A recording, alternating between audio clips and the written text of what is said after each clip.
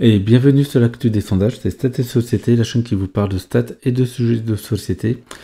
Et beaucoup de sondages en ce moment, donc normal, on est en période électorale. Et comme vous pouvez le voir, pas mal d'actualités ce mercredi. Donc le mercredi est traditionnellement une journée chargée en sondages. Je vous ai déjà fait une première vidéo avec les sondages qui ont été publiés plutôt en début de journée, donc ce mercredi. Et là, c'est la vidéo avec les autres sondages de la journée, notamment le rolling de l'IFOP et le sondage Harris. Alors, on va commencer justement par les données de l'IFOP, donc on va aussi définir ce que c'est qu'un rolling. Alors, rolling, c'est un sondage qui est publié quotidiennement, mais qui est renouvelé par tiers. Typiquement, on a 500 personnes qui ont été interrogées lundi, 500 personnes qui ont été interrogées mardi, 500 personnes mercredi, et ce jeudi, il y aura 500 autres personnes qui vont être interrogées et qui vont remplacer 500 personnes interrogées lundi. Donc c'est un roulement, d'où le nom de rolling. Là, c'est le rolling donc, a été publié hier soir, donc mercredi, et donc des personnes interrogées de lundi à mercredi. Et avant de voir un petit peu donc, les chiffres de son sondage, je vais peut-être faire une petite revue de ce qui s'est passé juste avant. Donc c'est parti, on va voir ça tout de suite. Donc voilà, donc là vous avez les données de l'IFOP. Donc on va peut-être commencer par voir ces données-là. Donc on remarque une petite baisse de Marine Le Pen qui laisse Éric Zemmour avec une légère avance, même si on peut dire un petit coude à coude. On remarquera Jean-Luc Mélenchon qui est toujours à 11,5%. C'est un très bon score pour Jean-Luc Mélenchon dans ce sondage IFOP qui le donnait plutôt entre 9 et 10% traditionnellement parlant. Pas d'autres changements ici. Et avant de passer, donc on va voir d'abord ce que ça donne en graphique. Donc voilà, donc on voit un petit peu ce que ça donne. Donc vraiment mouchoir de poche avec même Valérie Pécresse qui finalement n'est pas si loin que ça de Éric Zemmour, donc 1,5 point ici. Avant de passer à la suite et donc notamment de Harris, on va faire un rappel de ce qui s'est passé ce mercredi plus tôt. On a d'abord eu OpinionWay, donc OpinionWay qui avait donné ses résultats suivants. Marine Le Pen en légère baisse de 1 point, tandis que Jean-Luc Mélenchon reconfirmait sa tendance à 11%. Et on avait ensuite Elab. Donc Elab, c'est un petit peu différent, donc puisque c'est un sondage traditionnel, c'est 1400 personnes environ, donc une marge d'erreur un peu plus importante de 0,2-3 points par rapport au rolling. Et là, nous avons les commanditaires. Donc même chose, chez OpinionWay, les commanditaires sont ici. Donc il faut que je vous les affiche, tout simplement. Donc sachant qu'OpinionWay, ce sont les mêmes dates que l'IFOP. Et là, nous avions donc Marine Le Pen qui était en augmentation à 18%, donc distançant largement Éric Zemmour et Valérie Pécresse. Valérie Pécresse sur le point de se faire rejoindre par Jean-Luc Mélenchon, qui lui était à 11%. Donc ça, on avait vu. Pour plus de détails, la vidéo précédente est là pour ça. Donc, nous allons passer maintenant au sondage Harris. Et avant d'aborder ce sondage, on va voir les données de ce sondage. Hop. Donc, le sondage Harris, c'est environ 2000 personnes interrogées. Une marge d'erreur de 1,4 points environ, 2,5 points plutôt pour les seconds tours. Donc, ils affichent une précision affichée normalement qui est meilleure. Commanditaire, c'est pour Challenge. Les personnes interrogées l'ont été entre le 18 et le 21 février, donc ça a été jusqu'à ce lundi. Donc c'est parti maintenant, on va voir les estimations données par ce sondage. Désolé, il fait un petit peu tard pour moi, donc je suis un petit peu plus, un peu moins en forme que d'habitude. Allez, on va voir quand même ça. Donc pour Harris, on voit quand même plusieurs phénomènes. Bon, certes, Emmanuel Macron, donc aussi toujours entre 24 et 25%, pas une surprise. Très légère baisse de Marine Le Pen qui, en grosso modo, est constante en tête des poursuivants, si je peux dire, pour le premier tour. Éric Zemmour qui prend un point qui passe à 4,5% et qui donc a 1,5 point de Marine Le Pen, tandis que Valérie Pécresse perd un demi-point, ce qui la met à 2 points d'Éric Zemmour et surtout à 3,5 points de Marine Le Pen, donc distancée pour le coup par Marine Le Pen. Et on remarquera la remontée de Jean-Luc Mélenchon à 12%, donc une grosse dynamique pour lui, puisqu'il prend 1,5 points en une seule semaine, et surtout qui est à peine 1,5 points de Valérie Pécresse ici dans ce sondage.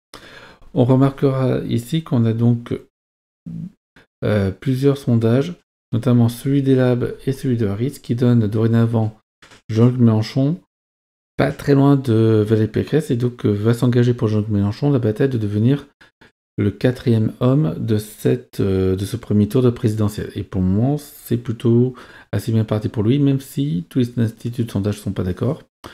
Ici, on va dire qu'il y a encore de la marge pour OpinionWay, et il y a encore de la marge, si je puis dire, même si c'est un peu moins, puisque c'est simplement 3 points, pour l'IFOP. Voilà pour le premier tour. Maintenant, on va passer rapidement pour les seconds tours. Je ne vais pas m'attarder sur les seconds tours d'OpinionWay et de Elab. On les a déjà vus un peu plus tôt ce matin. Enfin, un peu plus tôt mercredi, désolé. Et maintenant, on va passer au second tour selon l'IFOP. Alors, l'IFOP, pas de changement pour Emmanuel Macron contre Marine Le Pen. On est toujours à 11 points d'écart, donc dans la bonne moyenne, on va dire. Emmanuel Macron contre Éric Zemmour, c'est toujours la même chose, donc là encore, on reste dans la bonne moyenne habituelle pour cette confrontation, avec un écart qui reste très important, puisqu'on est à plus de 20 points de différence. Et là, on a toujours donc Emmanuel Macron contre Valérie Pécresse, avec un écart extrêmement important, 58-42%. Ce qui voudrait dire que selon l'IFOP, en fait, non seulement Valérie Pécresse ne fait pas mieux que Marine Le Pen, mais en fait, elle ne ferait pas beaucoup moins bien que Éric Zemmour face à Emmanuel Macron. Il y a simplement 4 points d'écart entre deux, 4 points et demi, alors qu'il y a aussi, j'étais peut-être un petit peu méchant avec Valérie Pécresse, il y a 2 points et demi par rapport à Marine Le Pen. Donc, elle fait quand même pas mal mieux que, Éric Zemmour, mais avec un écart quand même qui est de plus en plus important et qui est plus important qu'avec Marine Le Pen par exemple. On va voir ce que cela donne pour Harris Interactive. Donc Harris Interactive affiche en général le tableau de manière assez complète. Donc là on voit ici. Donc le tableau est assez similaire à celui de l'IFOP tout simplement. Marine Le Pen, ça serait 55,5%, donc avantage de 10 points avec Emmanuel Macron. Éric Zemmour, avantage de 24 points pour Emmanuel Macron, donc 62,38. Et pour Valérie Pécresse, avantage de, que je dise pas de bêtises, 14 points, donc 57,43. Donc là encore un écart qui serait encore plus important avec Valérie Pécresse qu'avec Marine Le Pen. Donc voilà, là nous avons fait le tour justement des sondages. Si vous voulez avoir l'ensemble des sondages, je vous invite à revoir la première vidéo que j'ai fait donc pour ce mercredi qui a été publiée hier. Et maintenant, nous allons voir les récaps. Donc les récaps, ce qui permet d'avoir le tableau d'ensemble de cette présidentielle tel que l'on peut voir avec tous les instituts de sondage. Alors c'est parti. Donc ici, c'est tous les instituts de sondage. Pour Cluster 17 et BVA, ce sont encore les estimations de la semaine dernière. Donc je mets simplement à jour les estimations au fur et à mesure. Et donc là, on voit déjà, on commence à avoir une bonne idée de ce que va être cette semaine, puisque le mercredi, c'est quand même 4 sondages qui sortent. On a Harris, on a EDAP, ce sont des instituts assez importants. Et là, on voit notamment cette bonne dynamique de Jean-Luc Mélenchon qui a pris plus d'un point en 2 semaines, ce qui est assez énorme, puisque semaine après semaine, c'est assez rare de prendre autant de points. Yannick Jadot qui reste assez stable, un tout petit peu au-dessus des 5%. Emmanuel Macron, donc c'est parfois assez variable, mais là c'est plutôt stable à un peu plus de 24%. Valérie Pécresse qui continue sa descente, et sa descente qui commence à être de plus en plus prononcée, puisque c'est plus d'un point en 2 semaines, et c'est même plus d'un demi-point en une seule semaine. Marine Le Pen ici qui est plutôt constante, voire peut-être légèrement positif dans ce contexte-là, et un Éric Zemmour qui, certes, affiche globalement une bonne progression, mais qui pour cette semaine, on va dire, patine un petit peu. Il a bien progressé jusqu'à vendredi dernier, et là, depuis le début de la semaine, c'est, on va dire, un peu plus positif. Certains instituts le donnent plutôt en hausse, tandis que d'autres le donnent plutôt en légère baisse, et ça donne une sorte de stabilité. On va voir maintenant si on prend que les instituts qui publient au moins une fois par semaine. Donc ici, les instituts, c'est OpinionWay et l'IFOP, donc les deux rolling. Et nous avons aussi Harris et Elab. Je ne prends pas en compte Cluster 17 pour des raisons de méthodologie, et pour ce qui concerne BVA, je n'ai pas encore assez de recul. Il faudrait que je tronque ce graphique de 3 semaines pour mettre BVA. Donc pour garder un graphique avec un bel historique, je préfère ne pas inclure BVA tout simplement. Ceci étant dit, donc on voit très nettement la bonne dynamique de Jean-Luc Mélenchon, donc qui ici prend 1,5 point en 2 semaines, donc ce qui est une sacrée progression. Yannick Jadot, donc qui reste stable ici, donc ce qui est au diapason avec l'autre graphique, tout comme Emmanuel Macron qui est toujours à 24, donc ici c'est 24,5. On voit évidemment la baisse de Valérie Pécresse qui ici est carrément en baisse de 1 point en une seule semaine, et on est pratiquement à 2 points de baisse en 2 semaines, ce qui est juste énorme. Donc c'est très mal engagé, surtout qu'on est à 5-6 semaines du premier tour. Donc autant dire que c'est plutôt mal engagé pour Valérie Pécresse pour une éventuelle qualification au second tour. Marine Le Pen, donc comme on avait pu voir au début de semaine, on avait un écart de comportement entre périmètres de sondagiers. Si on prenait l'ensemble des sondages, on avait une constance. Si on prenait seulement les sondages hebdomadaires, on avait une baisse. Et on voit que finalement, on a une reprise par rapport à ce périmètre-là. C'est lié à la fois à OpinionWay, c'est lié aussi à Elab.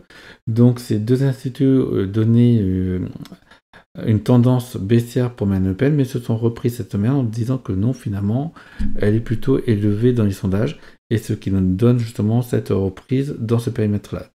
7,63, donc c'est en gros le score qu'elle avait il y a 2 semaines, et c'est plutôt une tendance assez constante. On note aussi donc la progression d'Éric Zemmour jusqu'à la semaine dernière, et là effectivement une semaine qui est un petit peu sans pour le candidat donc issu de la télévision CNews, puisque en fait il ne progresse pas, il a une très légère baisse insignifiante, mais on va dire qu'il marque une pause dans sa progression jusqu'ici. Donc voilà ce qu'on pouvait dire dans les sondages en termes de récap. Demain, on va avoir normalement d'autres sondages qui vont être publiés. Bon, ça c'est logique, on aura les deux rolling, OpinionWay, IFOP. On aura aussi BVA, normalement. Alors, BVA, je ne sais pas si c'est jeudi ou vendredi, mais on devrait l'avoir, donc soit demain, soit après-demain. Et surprise, on aura Kantar. Donc, Kantar, c'est l'ancienne Sofres. C'est un institut qui, pour le moment, s'était gardé de faire des publications, notamment parce que l'un des employés de l'institut fait partie de la famille d'Emmanuel Macron, donc c'est son beau-fils tout simplement. Cependant, cette personne-là, donc je préfère en parler parce qu'il y a beaucoup de rumeurs là-dessus, travaille dans le secteur santé, donc ne travaille pas du tout dans les instituts dans partie de sondage politique, et cela concerne que Kantar qui pour le moment n'a pas fait de publication d'intention de vote pour cette présidentielle, donc on va voir si il y a un changement ou pas, donc ça va être assez intéressant, ça va être un acteur supplémentaire. Je ne prendrai en compte que pour la compilation de l'ensemble des sondages, mais pas pour les sondages hebdomadaires, même si Kantar se mettait à faire une publication par semaine. Pourquoi ? Parce que je n'aurai pas assez de recul pour avoir des graphiques et pour voir vraiment les progressions. Parce que pour voir les progressions, il vaut mieux avoir un recul de 4 semaines. 3 semaines, c'est pas assez, c'est à partir de 4 semaines que ça commence à devenir intéressant. Et même 5, c'est là où c'est bien en fait. Donc voilà. Là-dessus, j'espère que cela vous a plu. N'hésitez pas à liker. Et je vous dis à ciao, bye bye, à la prochaine vidéo. Au revoir.